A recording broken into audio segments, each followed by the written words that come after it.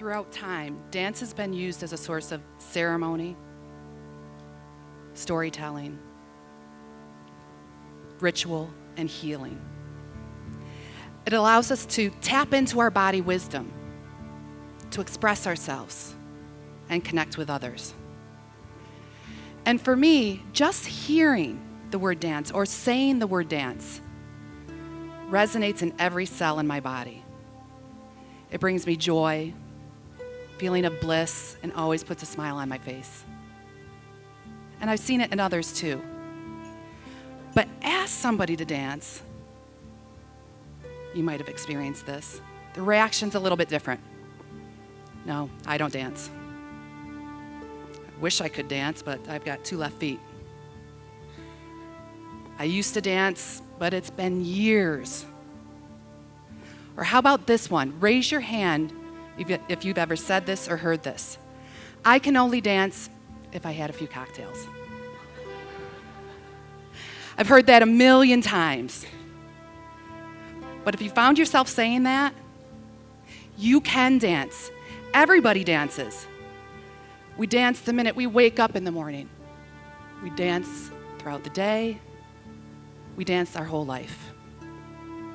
And the meaning of dance is to move rhythmically. And the meaning of move is to get from one place to another.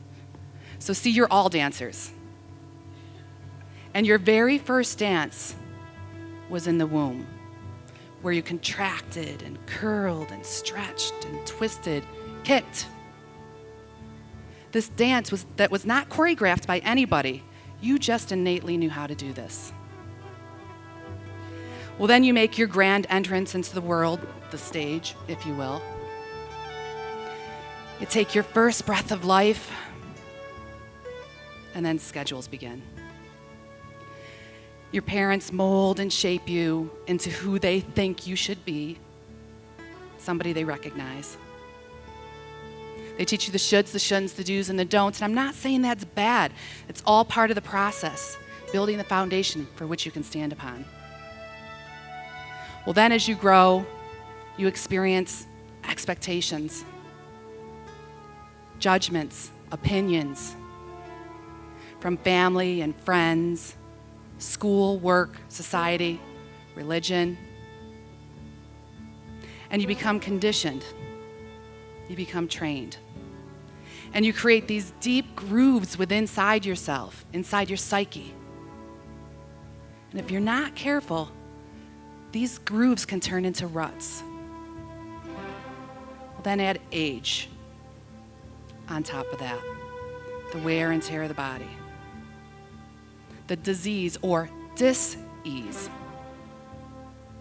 and the stress from everyday life that you manifest in your mind and your body, affecting the way you think and the way you move, creating holding patterns. I know this because I felt this. I was in my early 40s, college-trained dancer, dance educator for 20 plus years. And I thought I lost my dance.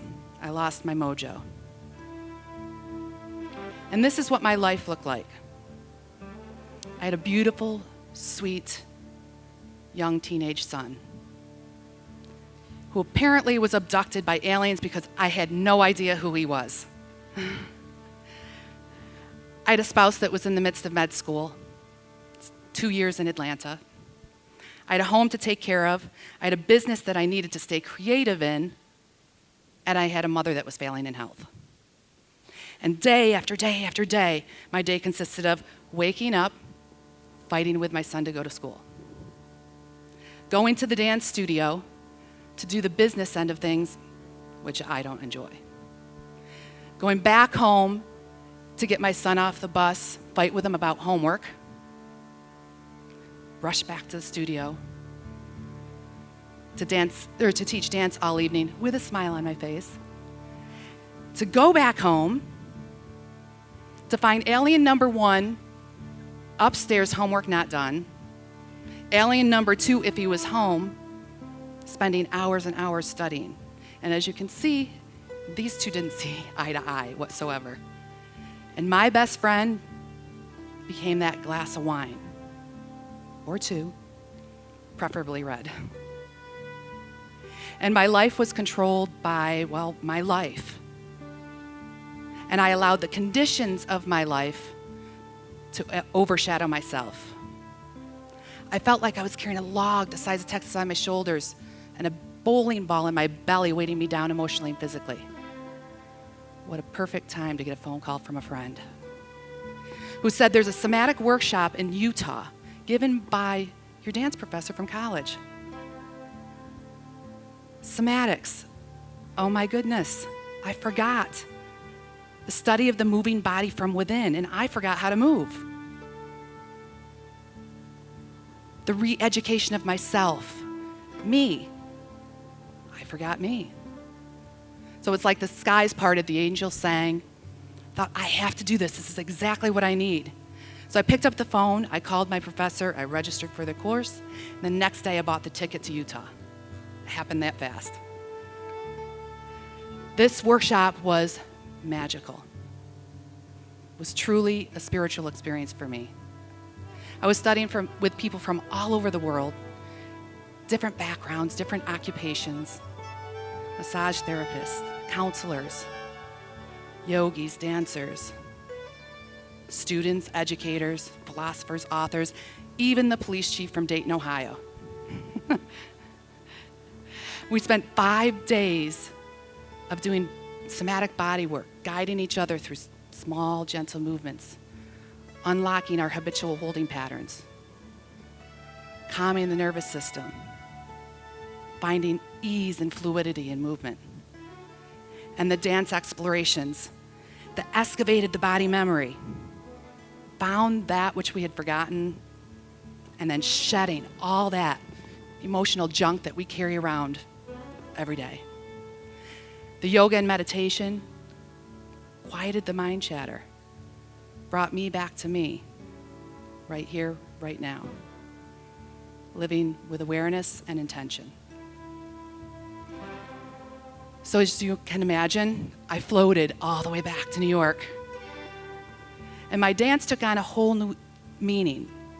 It wasn't just something that I taught. It was who I was, who I am, how I live. It improved my family dynamics.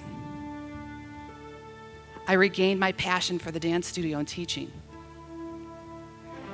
And I was able to be more present in my life so that I could be present for those around me. For example, I stopped in to see a friend one day. She was going through a lot of life obstacles, as we can say. She was in the midst of a major meltdown. She was stomping around the house, upstairs, downstairs, pumping her fist in the air. She cursed the world. She cursed everybody around her.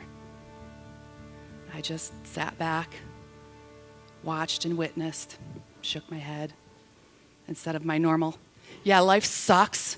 You don't deserve it. It's not fair. I just held space. And as I saw her wilt, emotionally and physically, from exhaustion, I could see this transformation taking place. It's almost like I could see her set her bags of angst down, and a metamorphosis had been made. And it reminds me that not all our dances are very pretty in life. In fact, many of them aren't. But oddly enough, it's so amazing to see that bright light that we always carry around with us blossom and bloom.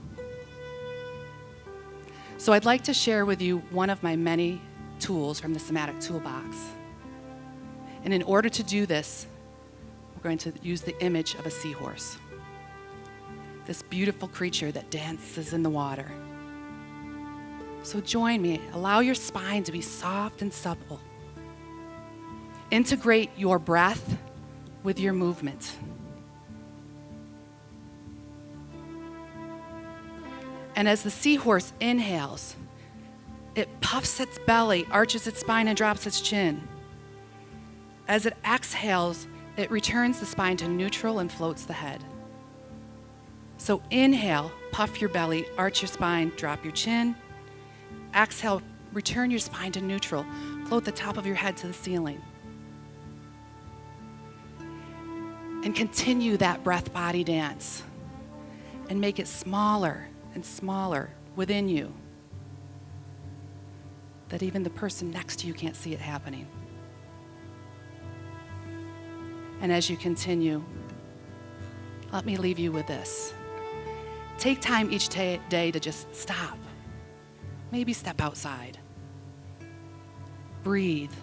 Reconnect with yourself, your life force, your true nature. And let that move you and guide you in whatever way you need to move forward in life.